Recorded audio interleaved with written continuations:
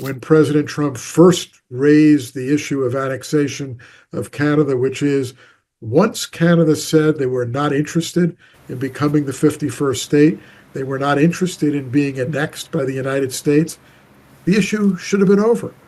Because once Canada says no, it's not going to happen. Trump's 51st state rhetoric is back, and this time it detonated right in front of him. At Davos, he tried once more to belittle Canada on the world stage, repeating the same old line that Canada lives because of the United States. But the moment he leaned into the 51st state fantasy, the entire narrative began slipping out of his hands. Instead of intimidating Canada, the remark exposed something far more revealing about the state of U.S.-Canada relations in 2026. Washington is losing the ability to shape Canada's choices, and the harder Trump pushes, the faster Canada moves away. This wasn't just another off-script moment. It was the kind of miscalculated jab that shows how much the balance of the relationship has shifted and how little Canada is willing to tolerate the old playbook anymore. Canada gets a lot of freebies from us, by the way. They should be grateful also, but they're not. I watched your Prime Minister yesterday. He wasn't so grateful. But they should be grateful to us. Canada lives because of the United States. The confrontation traces back to the World Economic Forum this week, where Prime Minister Mark Carney delivered a pointed message about the global order and the need for countries like Canada to reduce unhealthy dependencies. He never targeted the United States directly, yet everyone understood the subtext. Canada has spent the past year dealing with unpredictable tariffs, political pressure, and fluctuating U.S. demands on trade, energy, and security. Carney's speech simply acknowledged what the public already knows. The world is volatile, alliances are no longer automatic, and Canada must stand on its own feet. Trump's response was immediate and personal. Speaking the next day, he singled out Carney by name and claimed Canada enjoys freebies, lacks gratitude, and survives only because of U.S. support. He then invoked once again the fantasy scenario of annexation, the idea of Canada as the 51st state. His message was not subtle. It was an attempt to reassert dominance and reclaim a sense of hierarchy that no longer exists. But this time, something shifted. Instead of landing as a show of force, his comments triggered a wave of pushback, including from figures inside the U.S. who understand how deeply integrated and mutually dependent the Canada-U.S. relationship truly is. One of the most revealing insights came from a former American diplomat who openly acknowledged that Trump continues using the 51st state idea because he knows it irritates Canada, not because it has any grounding in reality. Once Canada says no, the conversation ends, and Canada said no a long time ago. That reminder, coming from within the American system, turned Trump's Trump into an accidental confirmation of how performative and politically motivated his rhetoric actually is. This is not a sentiment among Americans. I have not met a single person, a single business leader, a single politician in the United States who has this dismissive and resentful attitude toward Canada. Our president does have this attitude, and he is the duly elected president. He is entitled to his opinion, but it is not an opinion that is shared by the vast majority of Americans. There's a pattern here that Canadians are now familiar with. Trump uses provocation as leverage. He repeats lines that sting, even if they're implausible, because they create emotional pressure and force a reaction. The 51st state line is the perfect example. Everyone knows annexation isn't happening. Everyone knows Canadians wouldn't accept it. And everyone knows the United States has no mechanism or appetite for it. The line exists solely for irritation. It's meant to get under the skin of Canadian leaders and signal that no matter how assertive Canada becomes, Washington can still snap its fingers and remind the world who holds real power. But in 2026, this tactic has stopped working. Carney didn't back down. Ottawa didn't soften its message. If anything, Trump's comments validated exactly what Carney was arguing. Canada relies too much on a single partner, and that imbalance creates vulnerability. Once a tactic is exposed, it loses its bite. Trump's irritation strategy is starting to look dated, predictable, even insecure. Carney's Davos message spoke to a national moment. After years of tariff threats, auto sector restructuring, North American supply chain recalibration, and rising great power competition, Canadians no longer expect smooth relations with Washington. The tolerance for being taken for granted is gone, and the belief that Canada can diversify its strategic and economic partnerships is no longer theoretical. It's now a matter of policy. Carney's tone was calm, but the shift was seismic. He framed sovereignty not as a slogan, but as a strategic necessity for a mid-sized country living next to a superpower in political transition. He laid out why dependence is dangerous, why diversification is critical, and why nostalgia for the old North American status quo won't solve 2026's problems. The contrast between his message and Trump's reaction could not have been sharper. Canada spoke about building a balanced future. Trump spoke about ownership and gratitude. One sounded like leadership, the other sounded like entitlement. The quiet part is no longer quiet. Inside the U.S. strategic community, there is increasing discomfort with Trump's treatment of allies. Analysts, diplomats, and business leaders are openly acknowledging that the U.S. needs Canada just as much as Canada needs the U.S. for energy, intelligence, continental defense, and stable supply chains. The North American partnership is far more equal than Trump presents, and the rhetoric minimizes the strategic reality. This matters because it undermines the very picture Trump is trying to paint. Canadians heard an American voice admit what Carney has hinted at for months. Over-reliance is unhealthy, alliances must be modernized, and Canada has every right to assert independence. Instead of intimidating Canada, Trump's remarks spotlighted a growing divide inside his own country about how allies should be treated. Every cycle of provocation accelerates Canada's search for alternatives. Ottawa's recent deepening of ties with Asian and European partners, the expansion of defense cooperation with South Korea, the Qatar investment dialogue, and renewed commercial engagement with China all point in the same direction. Canada is cushioning itself against U.S. volatility. Carney's government is openly designing a world where Canada doesn't depend on Washington's moods. Trump's rhetoric has become part of the justification for that shift. The more he presses the 51st state line, the more Canada solidifies its commitment to diversification and sovereignty. This is the backfire in real time. Trump's 51st state rhetoric was meant to irritate and unsettle. Instead, it pushed Canadians toward unity, validated Carney's strategic thesis, and exposed the growing limits of American influence. What was once dismissed as theater is now understood as a symptom of something deeper, an imbalance that Canada is no longer willing to accept. And that leaves a final question for viewers.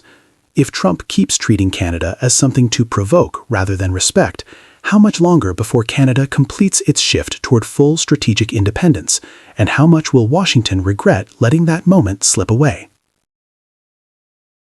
Steel, aluminum, also the auto sector, of course, being hard hit by President Trump's. The reality is the pressure is today, if General Motors volume is down 25%, if Nissan volumes are down 25%, and you're not getting those orders, you need working capital. And, the Prime Minister said, I'm going to focus on procurement from Canada. But if we've got solutions for other NATO partners, there's 29 countries that if we've got something, we can sell to the Danes, we can sell to the Germans, we can sell to the French. We are really looking at this as what's the opportunity to pivot and how hard can we go? Canada just delivered one of its clearest messages yet. Donald Trump's unraveling auto sector will not drag this country down with it. As U.S. automakers stumble through production cuts, tariff chaos, and political uncertainty, Canada is taking a very different path, a deliberate pivot designed to protect our jobs, our supply chains, and our national independence. This is not just strategy. This is self-defense. The turning point came from a remarkably candid interview with Flavio Volpe on CTV News, the head of Canada's Automotive Parts Manufacturers Association and a key advisor to Prime Minister Mark Carney. Volpe did not sugarcoat the situation. He explained that the U.S. auto sector is weakening under Trump's second-term protectionist agenda, with major companies reporting significant declines in volume. General Motors is down by roughly a quarter. Nissan is down by a similar margin. When those numbers collapse, Canadian suppliers immediately feel the pain. Fewer orders, lower volumes, and rising pressure. But what stood out was not just the problem, it was the response. Volpe revealed that Canadian auto firms are already looking for opportunities to pivot, the same way they did during the pandemic when production lines were rapidly converted to manufacture ventilators, PPE, and essential medical devices. This time, the pivot is aimed at reducing dependence on a U.S. partner that has become unpredictable. Volpe also highlighted a major shift inside the federal government. He quoted Carney directly, "I'm going to focus on procurement from Canada." That sentence marks an unmistakable shift in industrial policy. Canada is no longer willing to rely on American-made equipment, especially when the U.S. government is weaponizing trade policy against its closest ally. The interview came at a moment when Trump's tariff regime has destabilized cross-border supply chains. Courts are preparing to hear challenges to his latest trade actions, and automakers are reconsidering investments across North America. In the middle of it all, Canada is reassessing its place in the continental auto ecosystem and charting a course with far more control. Donald Trump entered his second term promising to restore American manufacturing dominance. Instead, his policies are weakening the very industries he claimed to protect. Expanded Section 232 tariffs have raised cost for U.S. producers. Supply chains had become more fragile, not less. Export markets are shrinking because of retaliation. Investment decisions have stalled or been suspended. Reuters reporting throughout 2025 shows U.S. automakers delaying new EV lines, revising production targets, and warning shareholders about rising uncertainty. Politico went even further, calling one of Trump's tariff rounds a self-inflicted blow to Detroit. When you combine political volatility with financial strain, the U.S. auto sector becomes a risk, not a partner, for any country tied too closely to it. This is precisely why Volpe's message hits so hard. If Canada stays attached to a sinking system, we sink too, and Canada is not willing to do that. Canada's pivot is not improvised. It is a coordinated industrial shift accelerated by the lessons of the pandemic. When supply chains broke, Canadian manufacturers proved they could transform overnight. That muscle memory is back. Auto suppliers are now exploring roles in defense technology, aerospace tooling, battery components, robotics, and high-precision engineering. Instead of waiting for U.S. orders that may never return, they are preparing to compete in markets where reliability and innovation matter more than political theatrics. This pivot is reinforced by federal policy. Carney's budget frameworks emphasize clean power infrastructure, domestic supply chain resilience, critical minerals, and advanced manufacturing. The message is that Canada will build the conditions for automakers to thrive here regardless of U.S. turmoil. Ottawa is also revising procurement rules, so taxpayer dollars support Canadian production instead of subsidizing an unstable American system. The end goal is unmistakable: a Canadian auto ecosystem strong enough to stand on its own, trade globally, and withstand whatever Washington throws our way. One of the most powerful ideas in the interview is that Canada should stop purchasing American-made equipment when domestic capabilities exist. For decades, it felt natural to buy from the United States, but Trump's escalation of tariffs changed the equation. A partner who uses economic pressure as a political weapon cannot expect loyalty in procurement.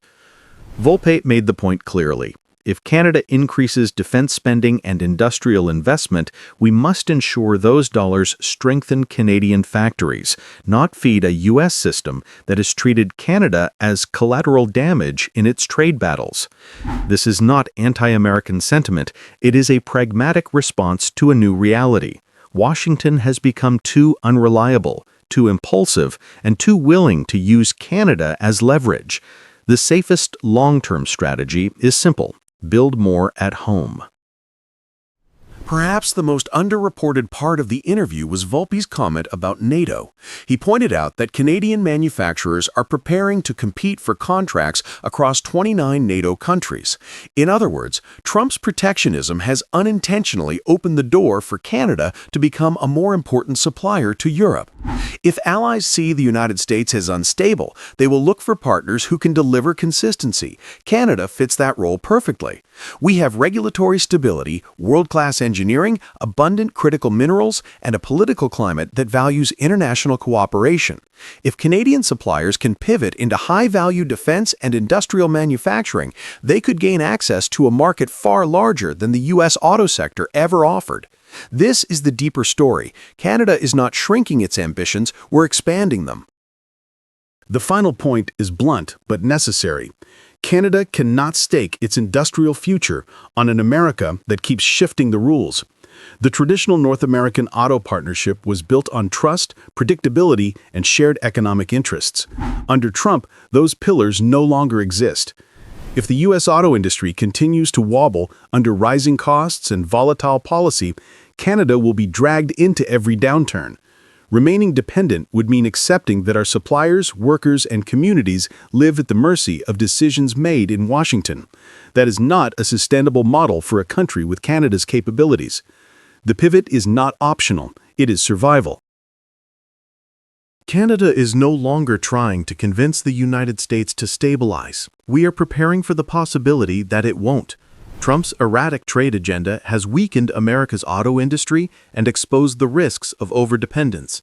Instead of waiting for the next tariff threat or supply chain shock, Canada is charting a new course, one that emphasizes domestic production, global diversification, NATO partnerships, and strategic independence.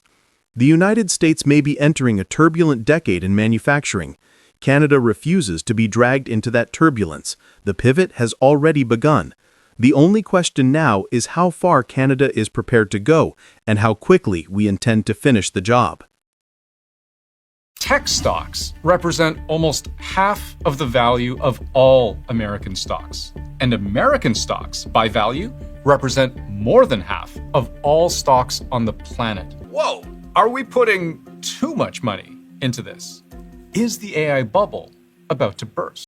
Here's the truth no one in Washington wants to say out loud. If the US AI bubble pops, it won't just take down Silicon Valley, it could send shockwaves through the entire American economy.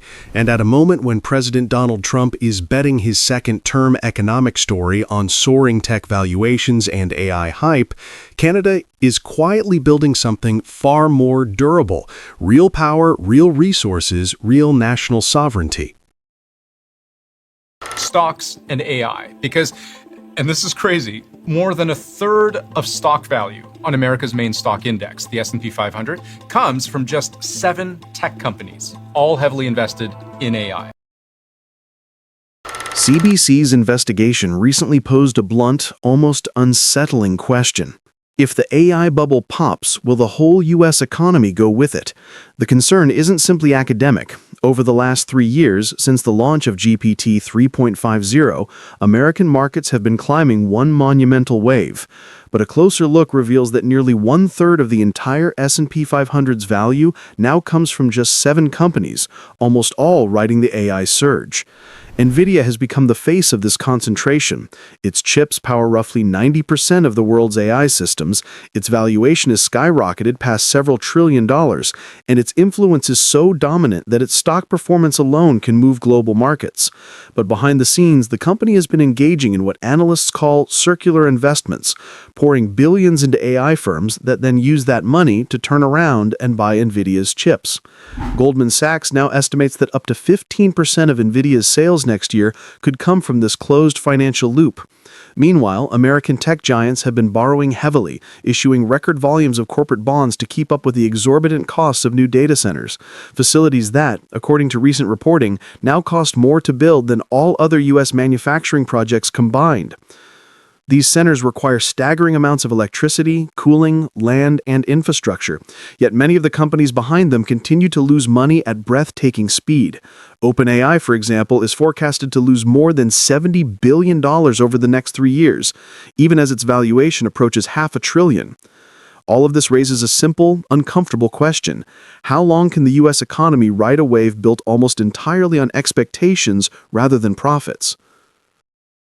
President Trump routinely points to the stock market as proof of American strength.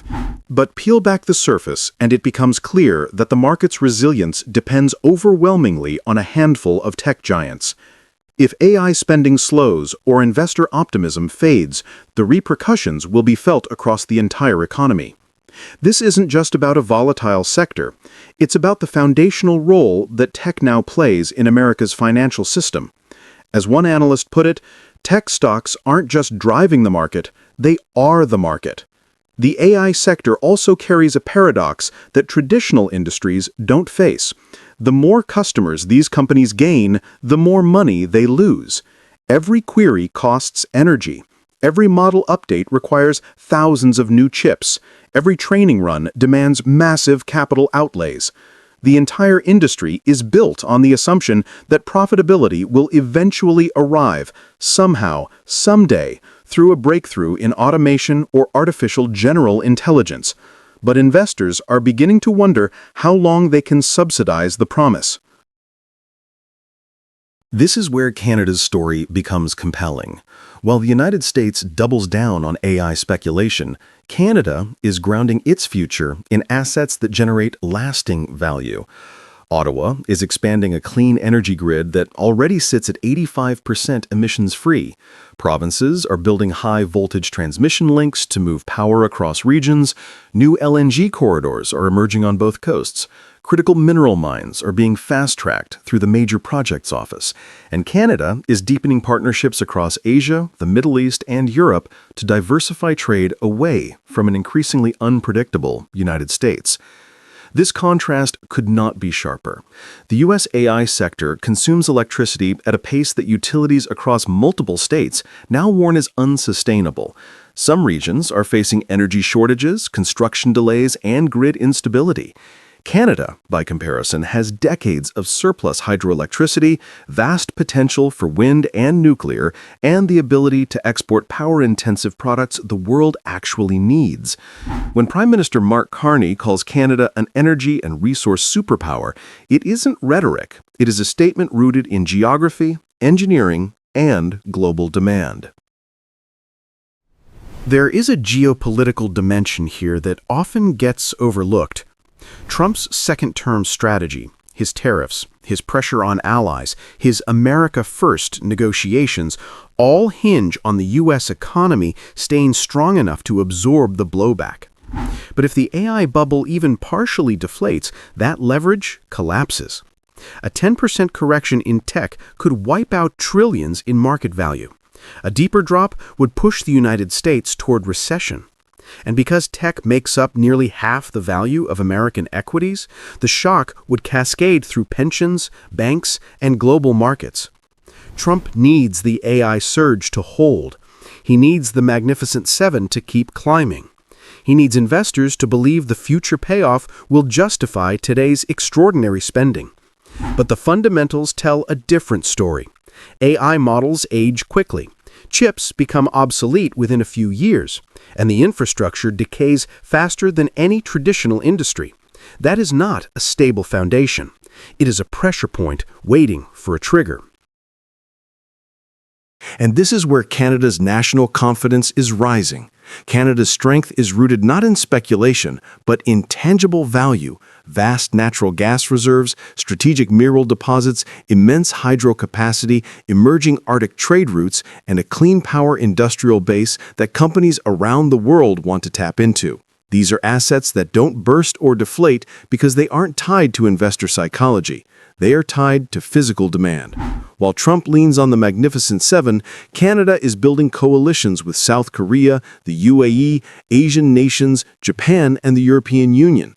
The U.S. is concentrating risk, Canada is distributing opportunity.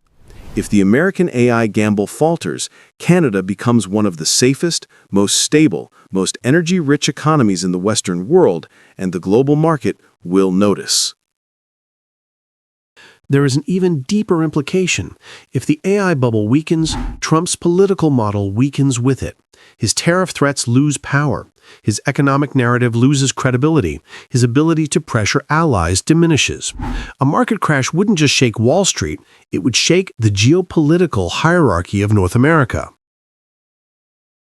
The question that will define the next decade isn't whether AI will change the world. It will. The question is whether the payoff arrives before the correction. If it arrives, the United States will soar. But if the correction hits first, America will face an economic shock unlike anything since 2008. Canada isn't waiting for that answer. It is building a resilient future now, one rooted in clean power, critical minerals, diversified trade, and real assets that don't evaporate when a bubble bursts. In a world obsessed with prediction, Canada is preparing for reality, and that may be the smartest move of all. Well, the finance minister was outselling his budget to business groups today, emphasizing investments to increase Canadian exports. We have the most ambitious infrastructure plan in the G7. Canada has 3 oceans. You know, we can go to the Arctic, we can go to the Pacific, we can go to the Atlantic. The Prime Minister has set a goal of doubling non-U.S. exports over the next decade. And today, the Ministers of Transport and International Trade announced $6 billion to boost trade infrastructure such as rails, roads, and ports over the next 7 years. Canada has just taken a step that could redraw the entire map of North American trade. With one announcement, a $6 billion commitment to expand railways, modernize ports, and build the inland terminals that keep exports moving, Ottawa sent a message far bigger than the dollar figure. Canada is building a new economic future, and that future is not centered around the United States. As President Donald Trump leans deeper into tariffs and weaponized trade politics, Canada is quietly constructing the physical foundation of a global export strategy. The contrast is unmistakable. While the U.S. is tightening borders, Canada is opening gateways. The announcement came directly from International Trade Minister Maninder Sidhu, following the series of diplomatic missions that have put Canada at the center of investment conversations across Asia, Europe, and the Middle East. Sidhu laid out the broader logic behind the $6 billion package. Canada intends to double non-U.S. exports over the next decade, and that requires more than treaties and promises. It requires ships that can dock, rails that can move goods, airports that can move people, and terminals that can relieve bottlenecks before they even happen. The interview also revealed something striking. The United Arab Emirates, through its sovereign wealth funds, has earmarked up to $70 billion for potential investment inside Canada. That's on top of ongoing discussions with Saudi Arabia, Malaysia's Petronas, Singapore's GIC, and new defense and industrial contracts out of Germany. For a country that once relied overwhelmingly on a single export destination, Canada is suddenly being courted from every direction. But the most important line of the interview came when Sidhu pointed directly at the elephant in the room. At a time when we're having serious consequences of policies that's set by our southern neighbors, we need to be able to diversify. It was a rare, candid acknowledgement that the United States, Canada's biggest customer for a century, has become one of its biggest vulnerabilities. This is the context in which the $6 billion announcement lands. Canada is not simply upgrading infrastructure, it is repositioning itself as a global supplier with new priorities and new partners. For generations, Canada built its economy on the assumption that the United States would always be the reliable, stable anchor of North American trade. Today, that assumption no longer holds. Trump's revived tariffs on steel, aluminum, autos, and machinery have pushed supply chains into disarray and raised costs across multiple sectors. U.S. manufacturers are already reporting shortages and higher input prices, according to recent reporting from Reuters and Bloomberg. The White House calls the tariffs leverage. Canadians call them collateral damage. This is why the $6 billion plan matters. It signals that Canada refuses to be boxed in by unpredictable U.S. politics. Instead of asking how to cope with American volatility, Ottawa is building the infrastructure it needs to sell to the rest of the world: Asia, Europe, the Middle East, and eventually Africa. It is a pivot from reactive to proactive, from dependence to autonomy, from one market to many. The surge of investment interest isn't happening by accident. Countries everywhere are re-engineering supply chains and want partners who can deliver energy, minerals, clean power, and advanced logistics without political whiplash. Canada fits that profile: a stable democracy with abundant resources and a clean grid admired across the G7. The UAE's $70 billion interest is simply the headline. Saudi Arabia sees Canada as a long-term energy partner. Petronas is expanding LNG involvement. Singapore's major port operators are scouting Canadian gateways. German defense firms see opportunities in Canadian shipyards. Even Indo-Pacific partners like Japan and Korea are circling for deeper ties. What unites all these players is the search for reliability, something in short supply as the US-China rivalry accelerates. Canada's credibility is becoming its greatest economic asset. But credibility alone is not enough. Canada needs the ability to move goods quickly and at scale. That is what today's infrastructure plan is designed to guarantee. Export infrastructure decides who wins and who loses in global trade. Ports determine whether ships wait hours or days. Railways determine whether a mine in Alberta or a factory in Ontario can reach Asia fast enough to compete. Inland terminals decide whether exporters can bypass congestion altogether. Airports dictate how quickly high-value goods reach clients. In this context, the $6 billion investment is not optional. It is the price of ambition. Without capacity, Canada cannot hit its target of $300 billion in non-U.S. exports. Without modern ports and terminals, Canadian businesses will be trapped paying soaring shipping rates with no path to new markets. Sea-Doo captured the logic clearly. You can't double non-U.S. exports without adding capacity, and that's exactly what we're doing. Meanwhile, the United States is tied up in internal battles over tariffs, court challenges, and rising protectionism. Canada, in contrast, is presenting itself as a stable alternative for global industry. One country is tightening, the other is expanding. In a world drifting toward economic nationalism, Canada is charting a different path, one based on openness and predictability. Trump's America is doubling down on tariffs. China is pulling industries inward. Europe is tightening subsidy rules. Canada is doing the opposite, inviting capital in, building exporting power out, and positioning itself as the only G7 economy offering long-term stability, clean energy, and access to major markets simultaneously. This is why Asian and Middle Eastern partners increasingly view Canada as a strategic anchor. Their industries want certainty, not conflict. And ironically, Trump's tariffs, intended to pressure allies, are pushing even more investment toward Canada. Every new barrier the U.S. erects reinforces the sense that Canada is the safer long-term choice. U.S. officials understand what's happening, even if they avoid saying it publicly. Recent reporting suggests growing frustration inside the Trump administration over Canada's refusal to join U.S.-centric trade blocs. Some advisors now worry that America's tariff-heavy approach is backfiring, shifting investment and supply chains northward. The more the United States isolates itself, the more Canada becomes the preferred alternative. Washington may not acknowledge it openly, but it sees the pattern forming, and it knows what it means. Canada's $6 billion export infrastructure plan is far more than an investment announcement. It is a declaration of strategic independence. It says that Canada will not be defined by U.S. policy swings, tariff threats, or political turbulence. It will define its own future and build the capacity to reach every corner of the global economy. The world is watching. Investors are arriving, supply chains are shifting, and Canada is taking a place it has waited far too long to claim, a confident, connected, indispensable trading nation with its own global identity. The only question now is whether Canada can move fast enough to turn today's momentum into tomorrow's dominance, before geopolitical currents shift again.